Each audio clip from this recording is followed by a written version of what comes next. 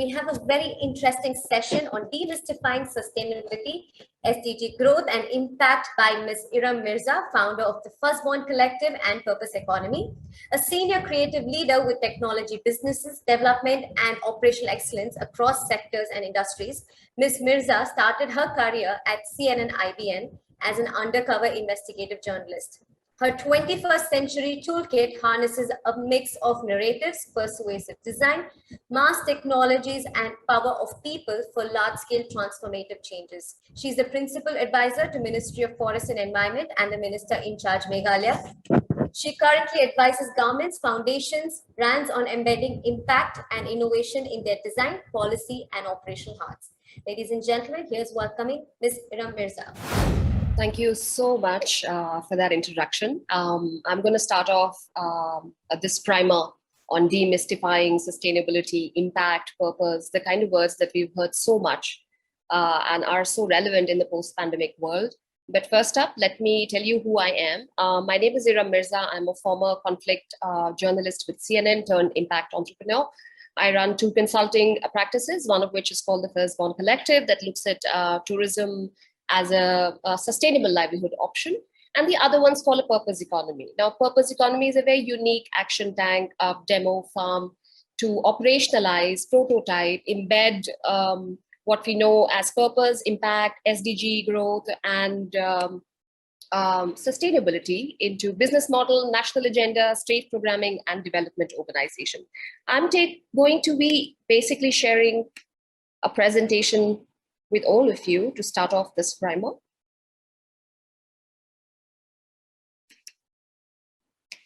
Could you see this? Is the presentation visible on the screen? Yes, thank you so much. So I think I'm going to start with this primer, and I know all of you who are attending this session do not know any introduction to sustainability, SDG level growth, or impact or purpose, but it's critical for us to build an environment and to build a context for what we're going to speak about in the next 30 minutes. And there's nothing more relevant than the COVID's aftermath. So I'm going to start talking about this in terms of my personal takeaways from this pandemic.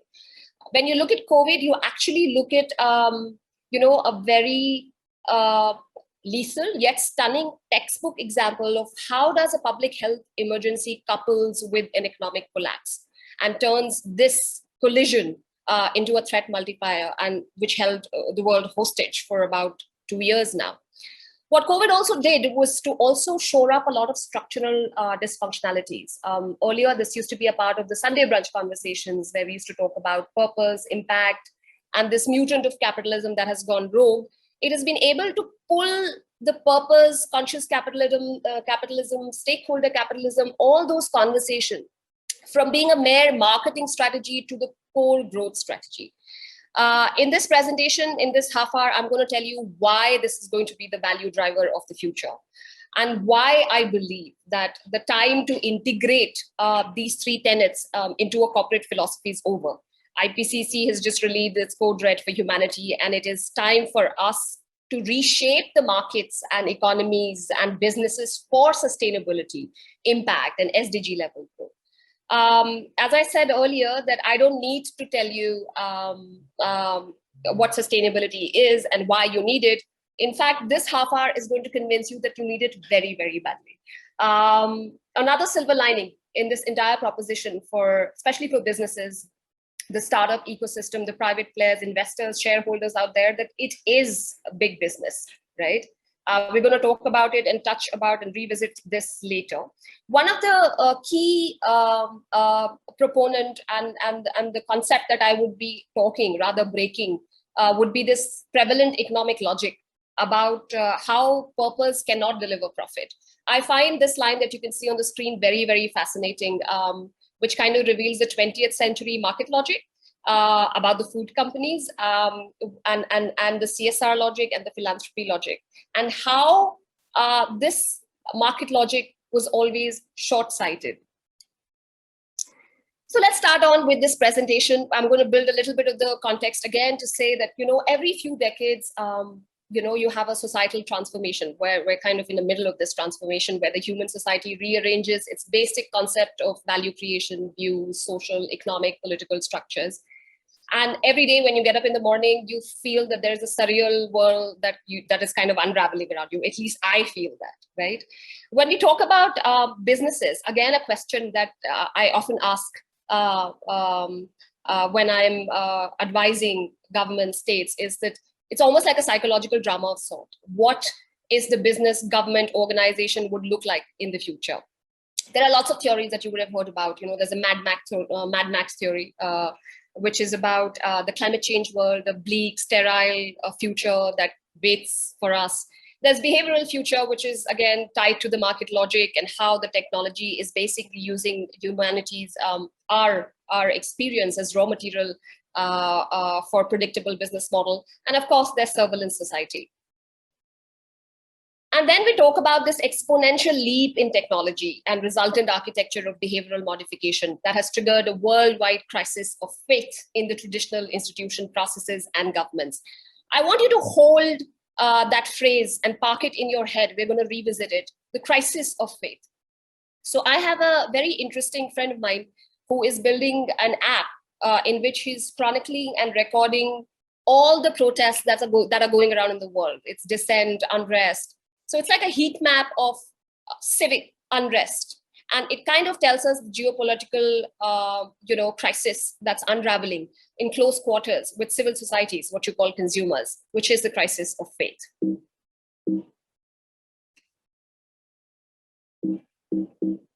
Sorry. The reason my slide is not moving. Yeah. Coming from a utopian sort of angle, again, taking it slightly to a Sunday brunch conversation to say that there is a lot of public discoursing that's going on about how the world is in need of a new economic approach that is not marked by vast concentration of wealth, power, and knowledge, as is the case today. There's, again, a very profound statement that I'd read somewhere about power, and I want you to park it when you think about power, which is also that how power is not just defined by centralization, but it is also defined by distribution at its fringes. And this is what we're going to discuss when we talk about the regenerative distributive dynamics in businesses. What are the forces that are driving this major societal transformation? Concept of profit and purpose are warring with each other as the prime drivers of the future economy. Transparency and trust is becoming the ultimate currency of the 21st century. The concept of value, which is the foundational unit of economics, is changing from transactional to that of contribution. Millennials, Gen Z, which is again touted to be one of the most civic generations of our time, are leading that charge. I'm sure there are enough tenets that is talking about how there's a decoupling of material value from experiences. The concept of triple bottom line, I believe this is extremely interesting for a lot of businesses and investors and shareholders out there. There is a perceptible shift in what constitutes the value creation for various businesses in the market and economy. In essence, these are some of the globalized forces that are signaling towards a shift of value creation and reconfiguration of traditional roles played by its economic actors. It could be state, market, civil society. Coming down to a point where it is time for all these sectors to renew its relationship with the society, with the people, and the planet it serves. Again, one of the pertinent questions that I ask myself every day, especially when I watch the news: what's wrong with the world, right? Do you see this picture of this orangutan on a sliver of ice holding toothpaste? This is a very significant picture for me because one of my favorite economists called Shoshana Zuboff, who's written a book called Surveillance Capitalism, describes the position we are in as an existential toothpaste kind of situation, where we've done stuff, but we cannot go back to where we started. So we think that we've been liberated from the tyranny and there's an opportune future that lies ahead, and yet we kind of are reverting back to what we call the pre-industrial feudalism. I know, slightly loaded set of words here. The top 5 companies in the world are bigger than any religion, nation, or any other government in the world. Average middle-class citizen who's had 90% chance of being more successful than their grandparents now has 35% chance or probability. Average pre-tax income has doubled, tripled of the elite, and 0.01% has become 7-fold. Why do we care, right? That's the next question. Now, I'm going to start with this, one of my favorite stories of Ernest Hemingway, When the Sun Rises. And for me, he was not just a literary hero, but was also a hero or guru of business logic. The story goes like this. There's a conversation that's going on between two people, and they're talking about bankruptcy. So the first person asks, how did you go bankrupt? The second one says, first solely and then suddenly. That's the kind of world and the precipice we are at, right? The status quo that we're in, and a lot of these new world disasters, catastrophes that are coming towards us is something like that. Now, I'm going to take a strain of the major set of the sustainability SDG indicators, and for a convenience, take up that topic to explain the basic concepts here. I'm going to take up climate change because it is the civilization level crisis that we'll have to face. And from that angle, I look at it as a moral and economic debt. And it is going to wipe out the competitive advantage for most businesses and corporates of the future. Again, why do you care? Let me tell you and build up a sort of not very happy, again, set of facts that we revisit, and on the field, we see it happening every day. A 2-degree warmer world. Let me remind you, the IPCC, when they have sounded the code red for humanity, that means we're well on our way for a 1.5-degree warmer world, right? So if we don't stop now, which is now, we're going to have a 2-degree warmer world. This would create a surge of about 200 million climate refugees. And by the way, to give you the statistic and to give you a sort of some kind of visual imagination, at the height of the Roman Empire, the entire world's population was 200 million. Right? Syria, which I know, and I know all of us keep talking about it because it was a poignant historical moment, accelerated the rise of populism, was actually a climate change crisis. It was triggered, the civil war and the unrest was triggered by a major drought. Again, not in the natural disaster, a very freak, never in 500 years kind of drought. We did a study, and one of the very interesting study made us come down to this conclusion that from Boko Haram to ISIS, all the radicalization is linked to crop failures, right? 23% of the world's crisis in ethnic diverse regions were correlated to weather events, right? And the economic cost of conflict to the global economy is $14 trillion per year. Now, in case if there is some new study which is talking and teaching businesses about how to operate in a conflict or a war-torn or a strife-torn economy, we don't really have a playbook for what's going to happen next. Again, I'm going to stay a little bit on the question, why do we care, right? Why do businesses have to care? Isn't it the job of the governments? Isn't it the job of the nations? Isn't it the job of the technologies, right? But why do businesses and the markets have to come in here? Now, global warming, I discuss climate and environment as an economic system with most people every day. What we don't understand that the climate change is not a region-specific problem, right? It is the system around us. It's a crop yields, it's what we breathe, it's civil wars, pandemics, domestic violence, crime waves, migration patterns, and of course the freak weather-related events that's going to wipe out our houses, our loved ones, hurricanes, heat waves, rain bombs, mega droughts, and the shape of our economic growth. Just to give you, and again, give you a visual narrative imagination of what it's going to look like in the future. The billion-dollar real estate of Miami is underwater in the next 20 years. All agro businesses will drown, will decrease in crop yields and flooding. Global output will reduce by 20%, and per capita income will reduce by 23%. Canada, Russia, now here I'm drawing a sort of a heat map of a climate catastrophe. So Canada, Russia, Greenland will perhaps get warmer. Mid-latitudes, where the bulk of economic activity is taking place, US, China lose half of their potential and output.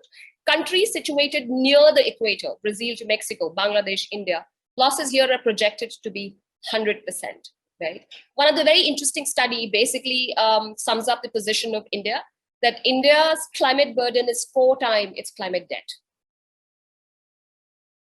Again, I don't think I'm bringing in a lot of happy statements here, but critical to learn.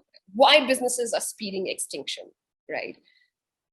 I'm going to stay a little bit on the sort of a morbid statistic because it is critical for us to understand the kind of catastrophe that's hurtling towards at an unnerving speed, right? And it's not a distant dystopia anymore. It is what's happening to us right now.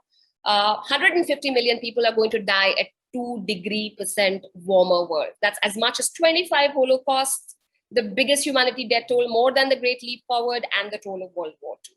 There is a decreasing trend of decreasing nutrients in crops like rice, which will put another 600 million at nutrition risk. Starvation events will be the new normal. 24 Indian cities, to build a narrative back home, are losing their groundwater supply in the next 2 years.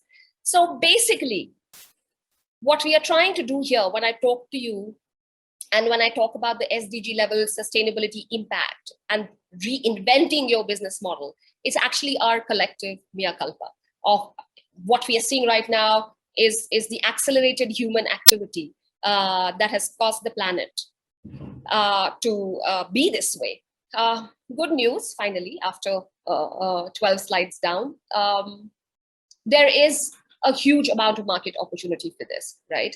A lot of the people, when I go there and advise them on impact, they say there is a market trade-off. It's very, very expensive, but the markets are going to act differently. Please understand that the markets are also driven by the narratives. Narratives are the vectors of the zeitgeist and economic events of the future. So every inaction that we are going to take with no action, status quo, is going to cost upwards of $1 billion. Look at India. I mean, we've had the freak weather year. And if we were to take a collective bill of what has just happened, the devastation bill is going to be in billions of dollars. Now, the world will be $20 trillion richer at 1.5 degrees than at 2 degrees Celsius. The economics of warming, again, one of the greatest reports that I've ever read is that this report has come out in, I think, 2018, and basically sums up the economic cost, which says that every 1 degree rise reduces the GDP growth by 1%. And here we rejoice as a single-digit growth GDP in terms of our economies here. Again, these are some of the market trade-offs. ESG factors, lower cost of debt and equity, 89% companies with high ESG ratings outperform the market. Again, there's a very interesting study that basically talks about that if you were to form a high sustainability company, back in 1993, when impact and sustainability was nowhere in our lexicon, if you'd done an investment of $1, it would have given you upwards of about $22 as compared to the non-sustainable company, which is $15. All in all, you have about $12 trillion of market opportunities in just 4 economic systems. We're talking food, agriculture, cities, energies, materials, health, well-being, 60% of the real economy. Some of the side benefits that come, and I know every entrepreneur who's sitting there and a shareholder, these are some of the problems that you face when you're scaling up your businesses and when you're chasing what they call is the exponential growth paradigm. The high sustainability impact also comes with these intangible value creation. Now, one of the greatest questions that I get asked is, how can I outsource this entire, it's a very overwhelming concept to actually go back at the drawing board of your business model and reconfigure everything to the new world that's unraveling. And it's unraveling at like every new day, there is a different paradigm that we do not know.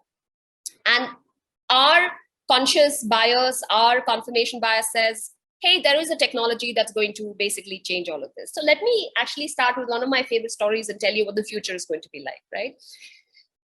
There was a fellow called Joshua Brown, who was about 25-year-old white old male. And one day he decided to take out his car, Tesla S model, auto driven, and decided that I'm going to outsource my worries to technology and it's here to benefit me. I'll go for a little, drive along the coast listening to music, until a speeding truck came out of nowhere and trumped the tribal wisdom, which is the human wisdom, and algorithmic precision, and caused a massive crash.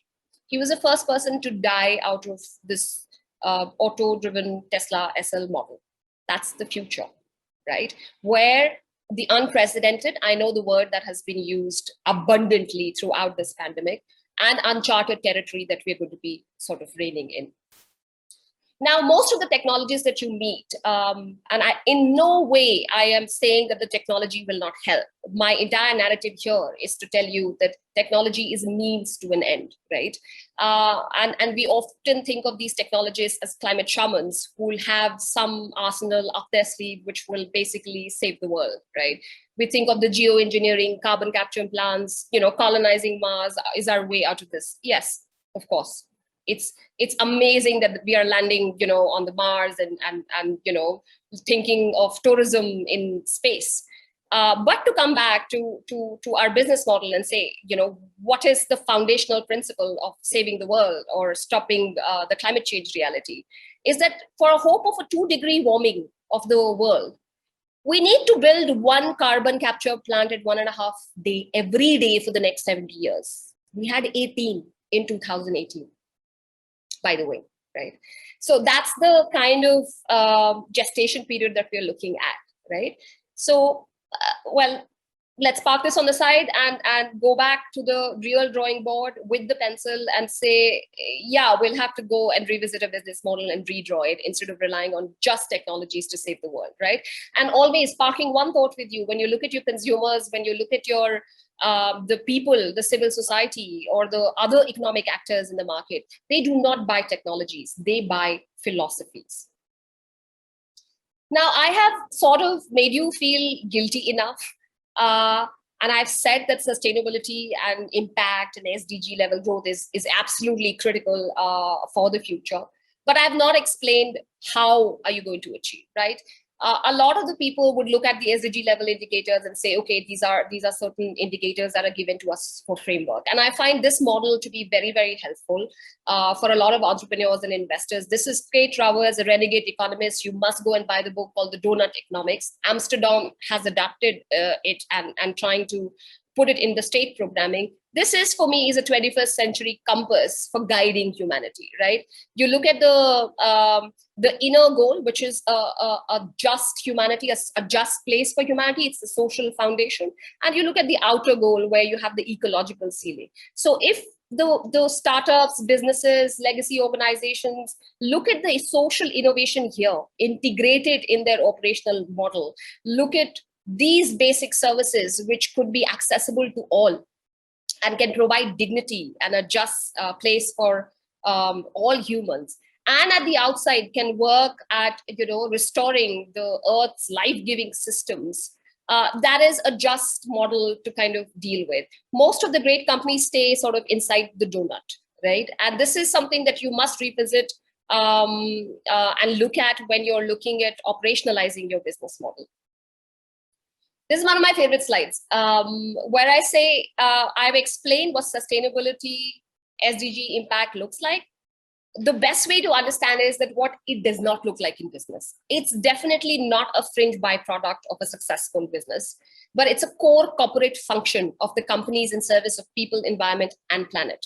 It is definitely not a PR strategy. It is not a landing strip for greenwashing marketing stratagems. You have multiple, right? I was speaking to one of the legacy organizations, and they were talking about, hey, we're incorporating it in our corporate philosophies. We're doing this. We're we're kind of trying to do the net zero principles. Within this, we're losing less paper.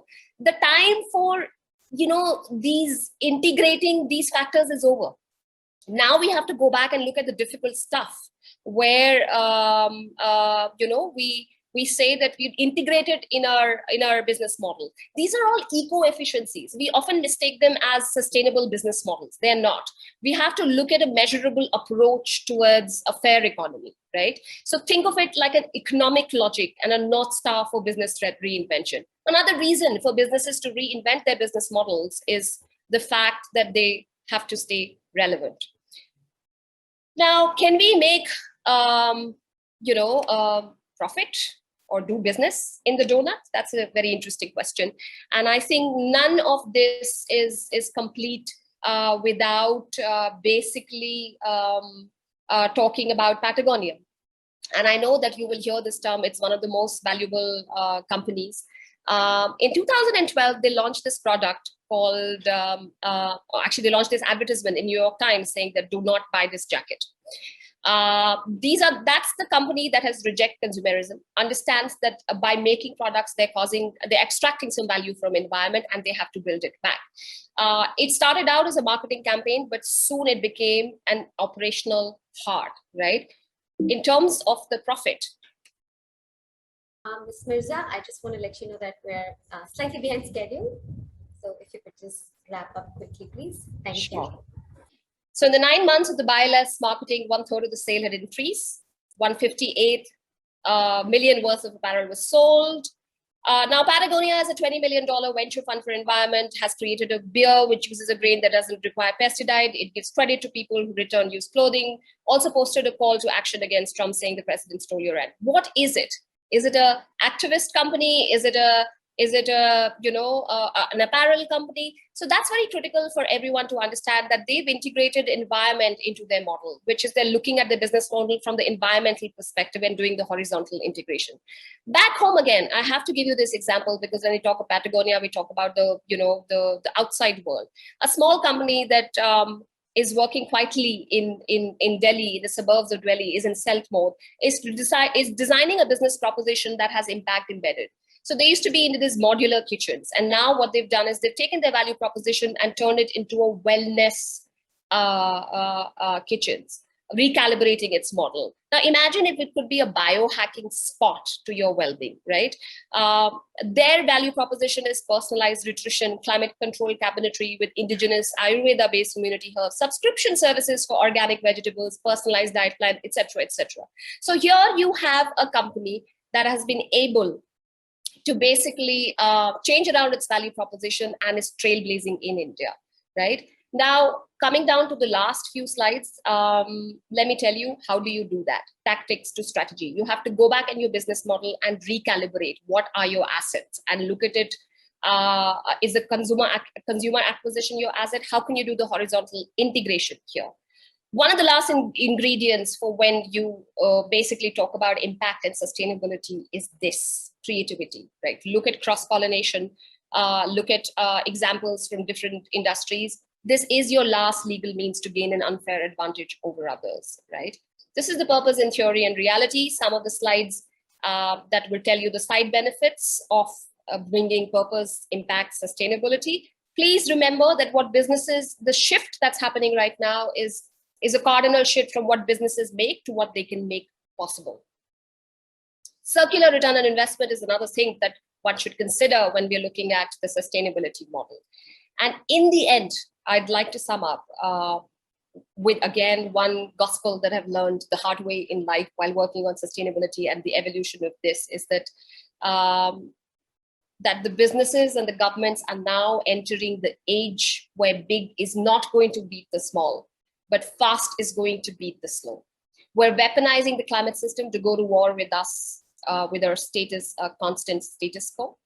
And, there's a very critical choice that we have to make as businesses, people, governments, nations, states, that whether we want to be the rabbit or the headline. Thank you, ladies and gentlemen. That was the end of my presentation.